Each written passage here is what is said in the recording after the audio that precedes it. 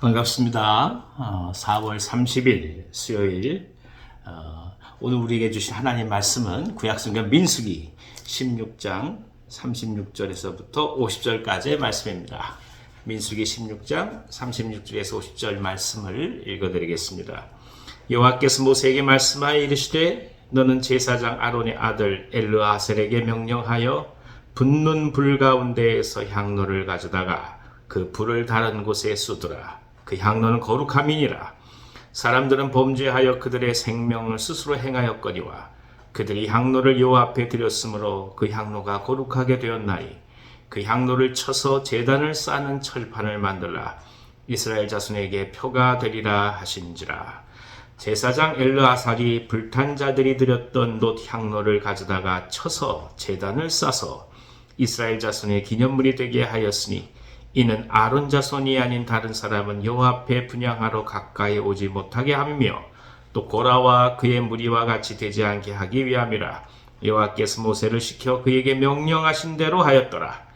이튿날 이스라엘 자손의 온 회중이 모세와 아론을 원망하여 이르되 너희가 여호와의 백성을 죽였도다 하고 회중이 모여 모세와 아론을 칠 때에 회막을 바라본즉 구름이 회막을 덮었고 여호와의 영광이 나타났더라. 모세와 아론이 회막 앞에 이름에 여호와께서 모세에게 말씀하여 이르시되 너희는 이 회중에게서 떠나라. 내가 순식간에 그들을 멸하려 하노라 하심에 그 두 사람이 엎드리니라. 이에 모세가 아론에게 이르되 너는 향로를 가져다가 제단에 불을 그것에 담고 그 위에 향을 피워가지고 급히 회중에게로 가서 그들을 위하여 속죄하라. 여호와께서 진노하셨으므로 연병이 시작되었음이니라. 아론이 모세의 명령을 따라 향로를 가지고 회중에게로 달려간즉 백성 중에 연병이 시작되었는지라. 이에 백성을 위하여 속죄하고 죽은 자와 산 자 사이에 섰을 때에 연병이 그치니라. 고라의 일로 죽은 자 외에 연병에 죽은 자가 14,700명이었더라. 연병이 그침에 아론이 회막문 모세에게로 돌아오니라. 아멘. 아멘. 하나님의 약속, 그리고 이스라엘의 구원에 대한 하나님의 계획을 신뢰하지 못했던 고라 자손들은 모세에 대한 반역으로 자신들의 불평을 쏟아냈습니다. 그 결과 땅이 갈라지는 그런 고통을 통해서 고라 자손은 멸망의 길을 걸어갈 수밖에 없게 되었고 분향을 하러 나왔던 250명조차도 불에 의하여 사라지게 되는 그런 징벌을 받고 말았습니다. 하나님은 이 사건을 통해서 더더욱 하나님의 섭리와 그리고 하나님께서 세우신 모세의 지도력을 공고히 하셨습니다. 이에 향로를 전부 다 펴서 제단을 쌓을 수 있도록 그렇게 만들라 이렇게 명령을 하십니다. 다시 말하면 그 제단을 바라볼 때마다 고라 자손의 일이 있었던 것을 이스라엘이 상기하고 하나님의 뜻을 분명히 믿고 신뢰하며 나갈 수 있도록 믿음의 경각심을 다시금 일깨우고자 원하신 것입니다.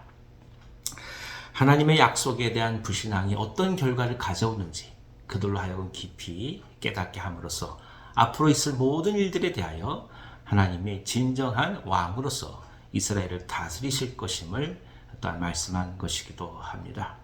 하지만 이 모든 사건 가운데 이스라엘 회중은 하나님께 깊이 돌아오기보다도 오히려 죽음을 향해 걸어갈 수밖에 없었던 고라 자손들을 생각하면서 이 모든 어려움들이 모세로부터 시작되었다고 다시금 원망하는 그런 인간의 연약한 모습을 그대로 드러내고 말았습니다. 돌이킬 법도 한데 그렇지 못한 것이 인간이죠. 오히려 너가 없었다고 한다면 우리가 이런 고통을 겪지 않았을 것 아니냐 이렇게 얘기한단 말입니다. 하나님은 더 이상 망설이지 않으셨습니다.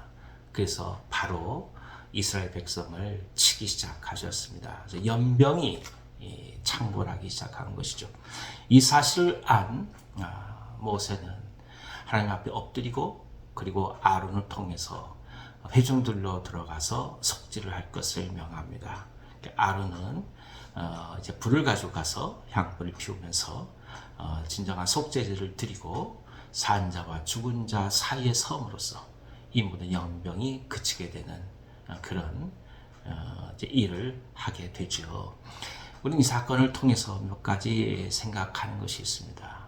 먼저 어떤 상황이라 할지라도 지도자들이 갖고 있는 이 중보의 헌신이 얼마나 중요하냐, 이것을 깨닫습니다.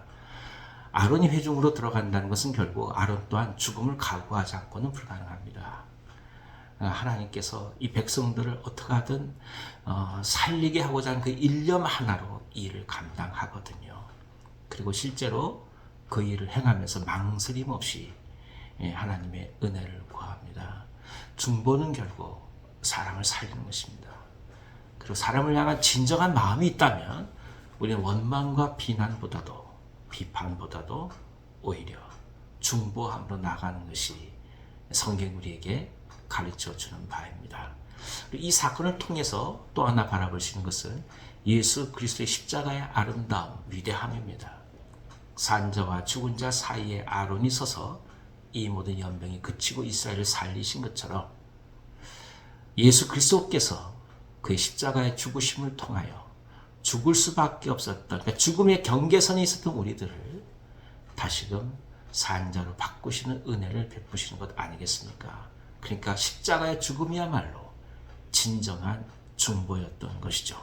그것을 우리는 또 한번 주님의 사랑을 깊이 묵상합니다.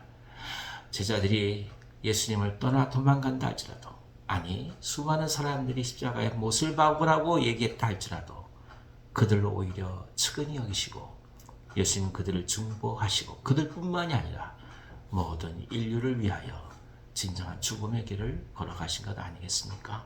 그래서 우리 주님을 바라보면서 우리는 또 한번 믿음의 사람들로 세상을 향해 중보하며 나가는 것이 무엇인지를 또 한번 깨닫습니다.